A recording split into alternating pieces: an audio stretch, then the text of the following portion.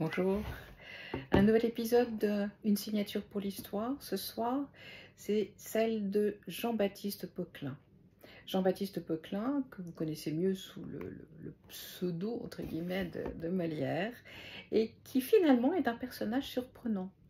J'ai découvert quelqu'un de complètement différent de ce que je pouvais imaginer. Lorsque vous lisez ces pièces, vous faites une idée. Lorsque vous lisez certains ouvrages, vous en faites une autre. Et puis finalement, j'ai découvert quelqu'un de totalement différent. Alors je vais vous narrer, enfin en tout cas vous lire ce que j'ai écrit et ce que j'ai préparé sur Jean-Baptiste. Il est toujours sur le qui-vive, il est attentif à tout, absolument tout ce qui peut se passer autour de lui.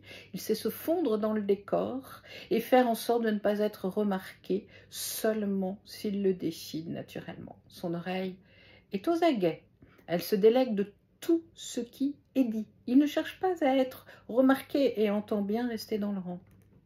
Pour autant, d'aucun n'a la mesure de ce qu'il peut être ou penser, rien ne transparaît.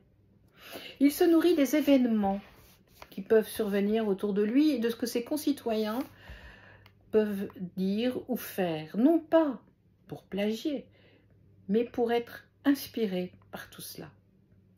Sa créativité fait le reste. Il cloisonne tout et tout le monde. Pas question de faire plusieurs choses en même temps et faire se mélanger les gens. Non. C'est bien plus reposant pour lui et plus sécurisant. On l'a vu, beaucoup de gens font cela finalement. 13 ans, c'est un âge marquant pour Molière. Il se ferme à l'extérieur et n'attend plus grand-chose des autres. Ce n'est qu'à 19-20 ans qu'il trouve une parade et apprend à s'ouvrir un peu mieux, sans pour autant s'investir véritablement dans quelconque relation. Difficile pour lui. Manque de confiance et peur d'être démasqué. Il y a ce petit garçon qui est au fond de lui, qui est en souffrance et qui a toujours le sentiment de ne pas être quelqu'un de bien. Le graphisme l'attire et le fait se sentir bien chaque fois qu'il attrape de quoi dessiner. Mais ce sont bien les mots qui lui autorisent communiquer. La voix aussi, mais elle le fait se sentir plus vulnérable.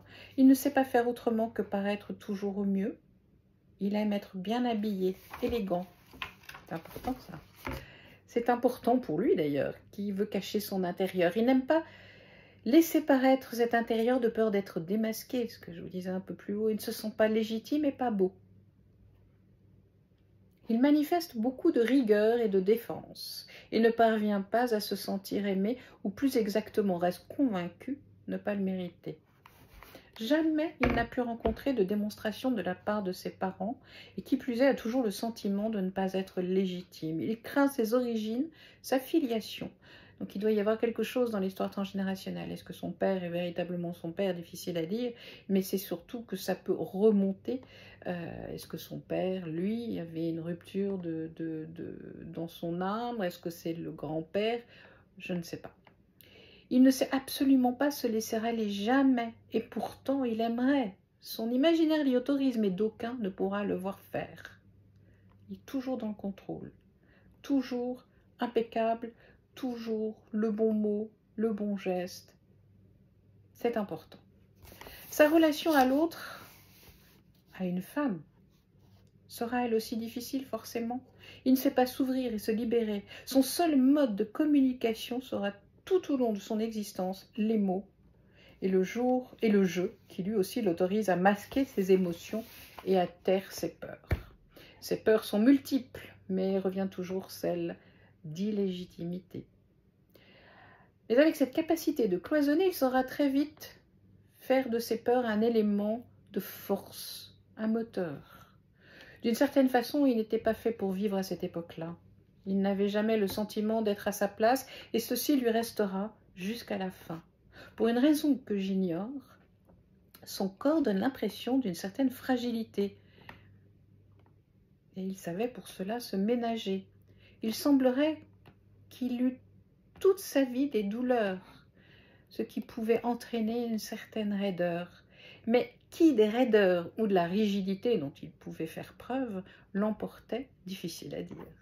Aujourd'hui, je pense que par-delà les mots, Molière serait fortement attiré par le graphisme pur, comme on peut le pratiquer aujourd'hui, avec des images sur ordinateur, des images assistées par ordinateur, et peut-être aussi la loi.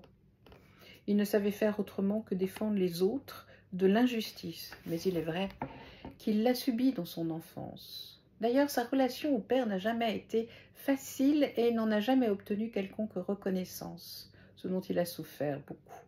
Il était émotionnellement fragile et préférait de fait se protéger, mais clairement, il n'est jamais parvenu à exprimer ce manque d'amour dont il souffrait, depuis son premier cri jusqu'à son dernier souffle.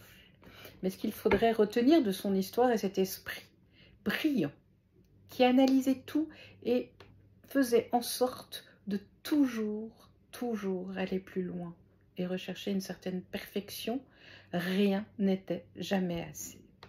Voilà, vous l'aurez compris, c'est un personnage complexe, en souffrance, mais talentueux, et qui savait écouter les autres et en attraper l'essentiel, l'essence même de chaque être humain.